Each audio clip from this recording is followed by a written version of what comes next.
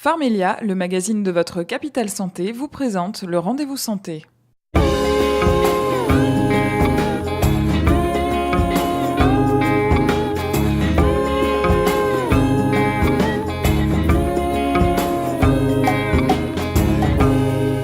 Bonjour à toutes et à tous, bienvenue dans votre Rendez-vous Santé sur Alsace 20, votre émission réalisée en collaboration avec Pharmelia. C'est un magazine créé par des pharmaciens disponible gratuitement en officine ainsi que sur internet sur le www.pharmelia.com.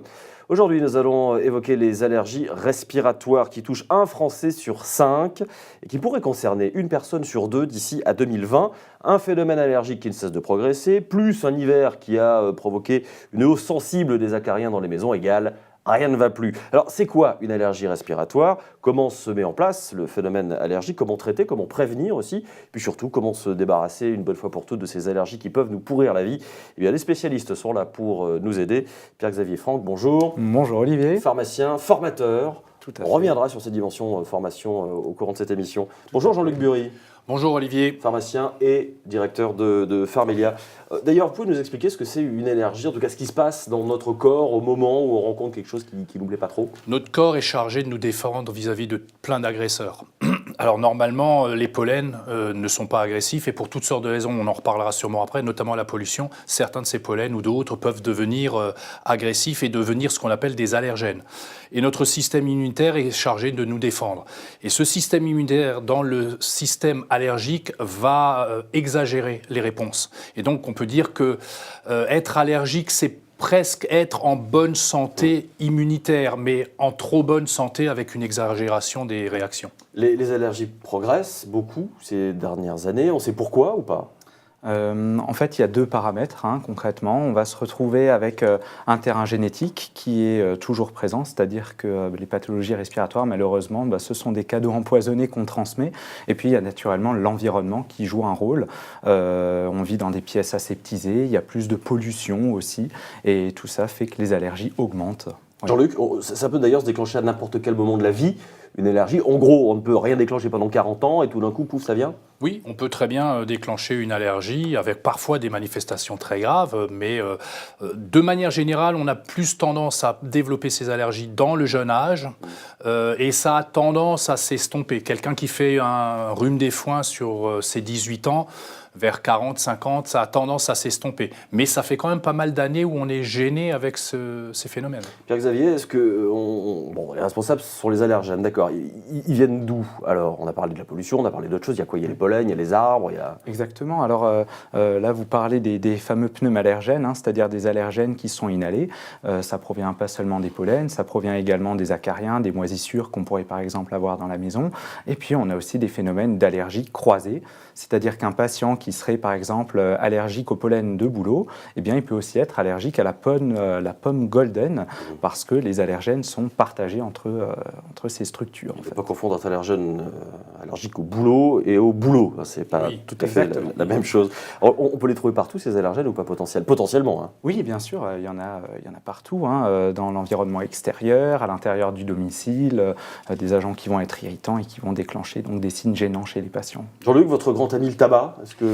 C'est clair que le tabac fait partie de ces phénomènes irritatifs qui vont décaper les muqueuses respiratoires notamment et permettre à ces fameux allergènes de devenir, entre guillemets, toxiques et provoquer derrière tous les phénomènes allergiques. Donc le tabac, c'est pas une bonne chose. Les symptômes, moi je pense aux yeux qui pleurent, difficulté à respirer, éternuement, c'est ça ou il y a autre chose? Oui, tout va dépendre de ce que ça touche. Des gens qui vont commencer par ce qu'on appelle des rhinites allergiques, le nez qui coule, congestionné. Après, ça peut descendre sur les bronches, provoquer des asthmes, tout est possible. J'ai un symptôme qui me paraît douteux, quelque chose que vous venez d'évoquer. Comment je fais pour savoir si je suis ou non allergique à quelque chose? Il y a déjà les spécialistes, médecins, et puis ceux d'avant-garde que nous sommes. La première des choses, c'est de savoir si c'est quelque chose qui se répète d'année en année.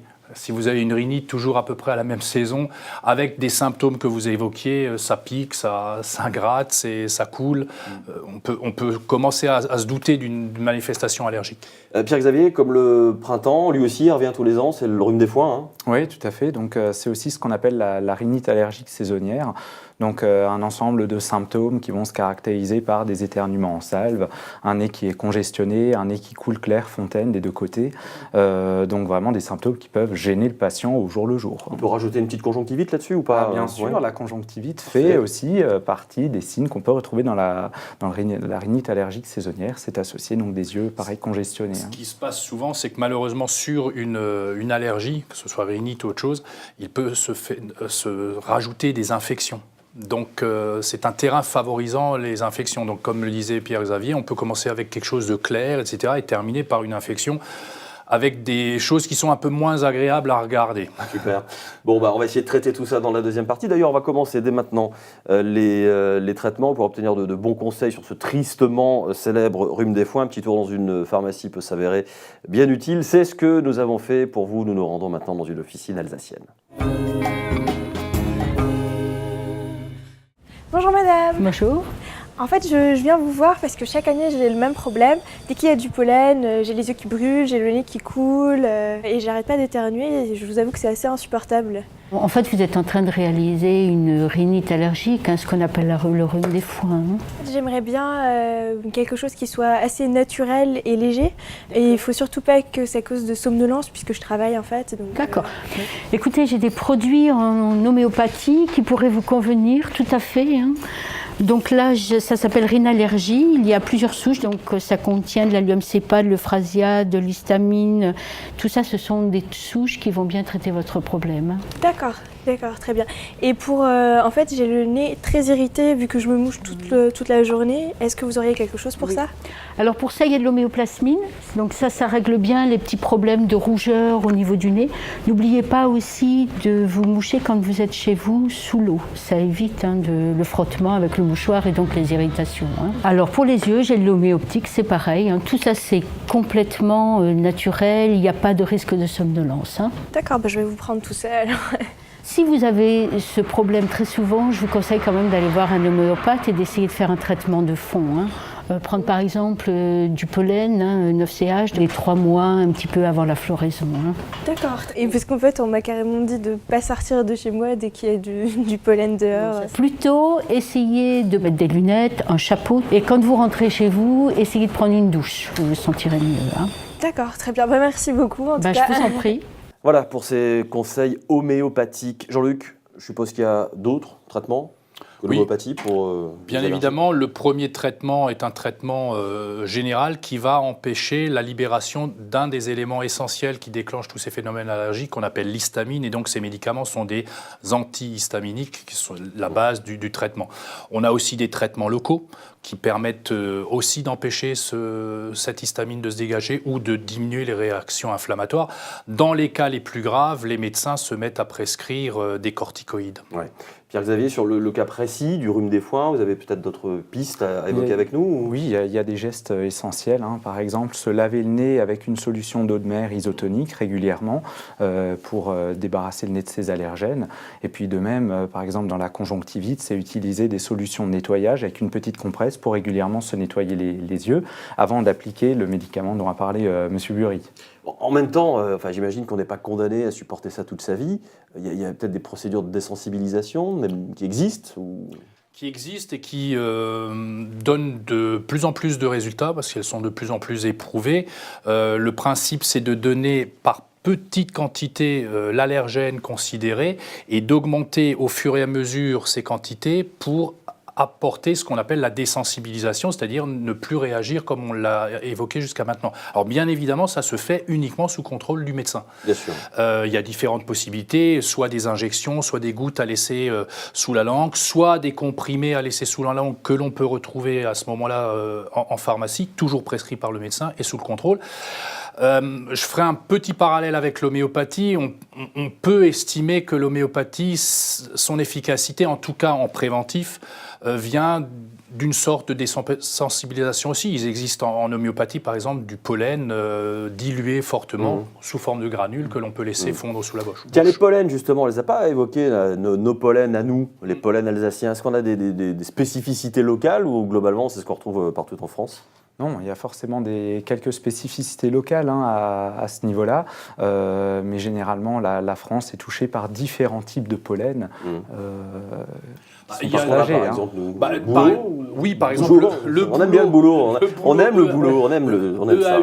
Évidemment, Oui, vous n'en EAU, trouvez pas à Nice, quoi. C'est bon. On bosse moins à Nice, c'est vrai. Voilà. Et le cyprès, par exemple, chez nous, on fait des allergies, mais on trouve des allergies au cyprès en hiver, parce que ça s'ouvre plutôt dans le sud que chez nous. Il y a des plantes qui remontent comme ça avec le réchauffement climatique. Chez nous, on ne connaissait pas du tout d'allergie à l'ambroisie. Ça y est, l'ambroisie arrive, on en entend parler. Et puis, il faut tenir compte aussi de l'altitude. Vous pouvez faire une allergie à des graminées, donc les herbes, et puis monter à 2000 mètres d'altitude dans les Alpes et puis d'un coup ne plus avoir d'allergie parce que les graminées ne sont pas encore ouvertes à cette époque-là. En ce moment, dans les pharmacies Pharmelia, là, il y a une opération, un événement qui est mené avec de la formation, avec de l'information, avec de la documentation. Vous proposez quoi précisément ? Alors on va un petit peu plus loin pour que les patients comprennent bien de quoi il s'agit et puis les modes de prévention dont on vient de parler. Et on a un document qui, sur plusieurs pages, explique très bien ce que l'on peut faire, ce qu'est l'allergie.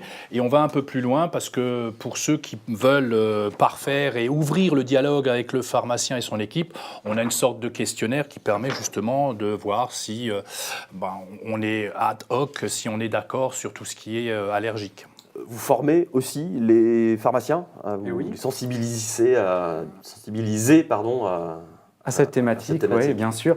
Voilà, en fait, le livret de formation équipe qui sera à disposition des pharmaciens et des préparateurs. Donc, pour se former, en fait, à nouveau sur la physiopathologie des allergies, les médicaments qu'on utilise, bref, de quoi accueillir le patient dans les meilleures conditions. Allez, messieurs, avant de se quitter, il nous reste une petite minute pour quelques petits conseils pratiques. Qui veut commencer ? Allez. Faire attention quand on est allergique à des pollens, ne pas forcément s'exposer. Si on peut faire tondre le gazon par quelqu'un d'autre, voilà, c'est peut-être une bonne solution. On a tous un jardinier à disposition, c'est connu. Sinon, effectivement, se protéger les yeux par des lunettes de soleil, prendre une douche quand on a fait une promenade pour éliminer les pollens, enfin un certain nombre de choses. Mais c'est vrai que les grands beaux jours de beau soleil et de grand vent, c'est quelque chose de pénible pour les allergiques au pollen notamment. Après, il y a aussi, Pierre-Xavier, peut-être les protections à l'intérieur. Tout à fait, il y a les protections à l'intérieur. À ce niveau-là, je parlerai simplement des plantes dépolluantes qu'on peut trouver. Oui. Il s'avère qu'il n'y a aucune étude scientifique aujourd'hui qui valide l'effet dépolluant de ces plantes. Au contraire, elles libèrent dans l'atmosphère ce qu'on appelle des COV, des composés organiques volatiles. Donc attention à ces fameuses plantes. Et puis naturellement, pour les sportifs qui souffrent de maladies respiratoires, ne pas faire du sport au centre-ville. Ça va de soi. Allez, le tout dernier conseil du pharmacien, on suit le traitement. On suit le traitement parce que quand on est allergique, ce qui est important, c'est d'empêcher cette fameuse sortie d'histamine. Et donc ça se fait en amont. Donc une prise régulière de médicaments empêche la libération d'histamine et empêche par conséquent toutes les manifestations. Donc parfois, on est tenu de prendre pendant 8 jours, 10 jours, 15 jours ces médicaments. Mais ça va nettement mieux. Et ils le sentent très bien, nos patients. On a le bénéfice après, il faut faire un petit peu d'effort, c'est normal.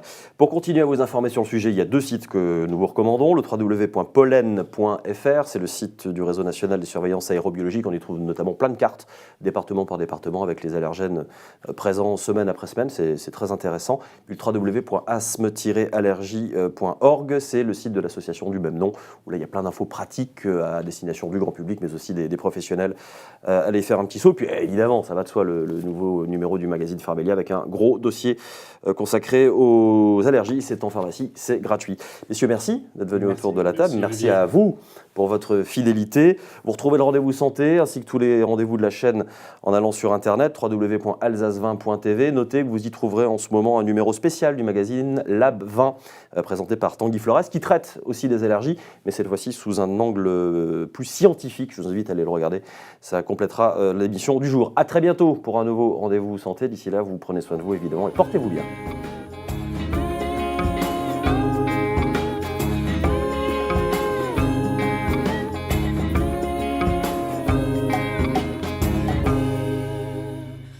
Pharmelia, le magazine de votre capitale santé, vous a présenté le rendez-vous santé.